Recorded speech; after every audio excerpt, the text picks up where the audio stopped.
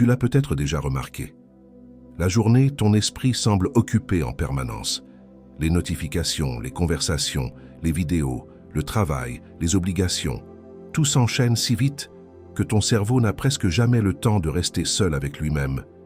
Mais puis la nuit arrive, le silence revient, la lumière baisse, et soudain, certaines pensées commencent à réapparaître, des souvenirs gênants, des regrets, des conversations que tu aurais voulu refaire autrement, des scénarios imaginaires, des peurs que tu arrives pourtant à ignorer pendant la journée.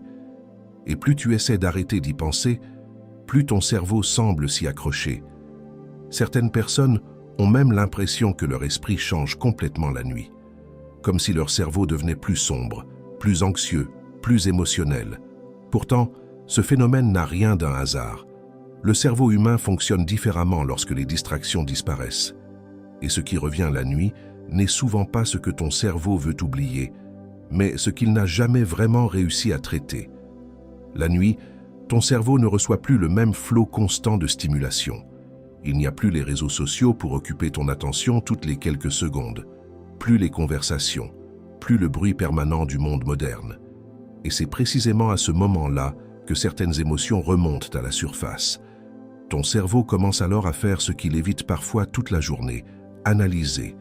Il analyse les situations sociales, les émotions non résolues, les tensions intérieures, les peurs, les erreurs passées, et parfois même des choses auxquelles tu n'avais pas pensé depuis des années.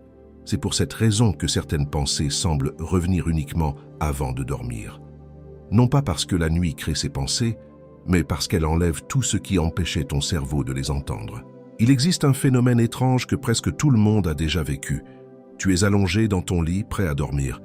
Puis soudain, ton cerveau te rappelle un moment gênant, datant parfois de plusieurs années. Une phrase maladroite, une erreur sociale, un regard bizarre, un moment humiliant.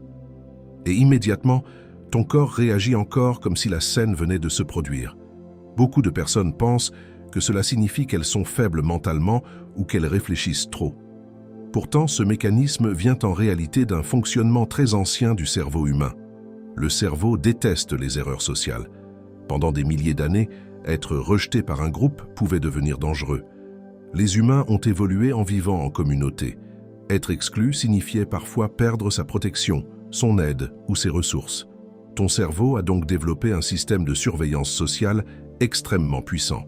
C'est pour cette raison qu'il mémorise davantage les humiliations, les rejets, les critiques, les situations embarrassantes.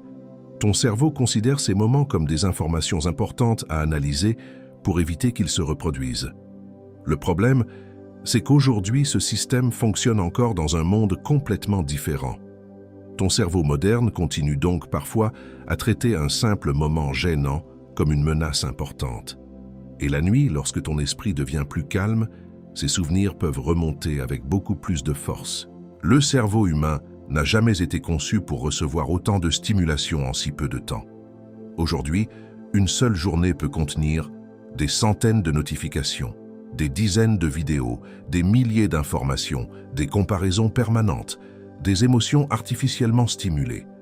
Les plateformes modernes sont conçues pour capter ton attention le plus longtemps possible. Chaque vidéo courte, chaque notification ou chaque nouveau contenu peut déclencher une petite récompense chimique dans le cerveau, la dopamine. La dopamine n'est pas simplement l'hormone du plaisir. Elle joue aussi un rôle important dans l'anticipation et la recherche de stimulation. Plus ton cerveau reçoit rapidement de nouvelles informations, plus il commence à rechercher cette stimulation automatiquement. C'est pour cette raison que certaines personnes prennent leur téléphone sans même réfléchir. Leur cerveau anticipe déjà une récompense potentielle, une notification, un message, une nouvelle vidéo, une nouvelle émotion. Mais cette surstimulation constante crée aussi un problème moins visible. Le cerveau moderne reçoit tellement de bruit pendant la journée qu'il n'a parfois plus assez d'espace pour traiter calmement les émotions. Alors, lorsque la nuit arrive et que tout ralentit brutalement, le cerveau continue encore à fonctionner à pleine vitesse. Le problème n'est peut-être pas simplement que ton cerveau pense trop. Le vrai problème, c'est peut-être qu'il ne trouve presque plus de silence réel dans le monde moderne. Pendant la journée, ton attention est capturée, ton cerveau est stimulé, tes émotions sont constamment sollicitées. Mais la nuit, tout ce bruit disparaît brutalement. Et c'est souvent à ce moment-là que ton esprit commence enfin à révéler ce qu'il n'a jamais réellement eu le temps de traiter. Les pensées nocturnes ne viennent donc pas toujours d'un cerveau cassé. Elles viennent parfois d'un cerveau fatigué, saturé et constamment stimulé. Un cerveau qui essaie encore de comprendre ses émotions, ses peurs, ses regrets et sa place dans un monde où l'attention ne s'arrête jamais.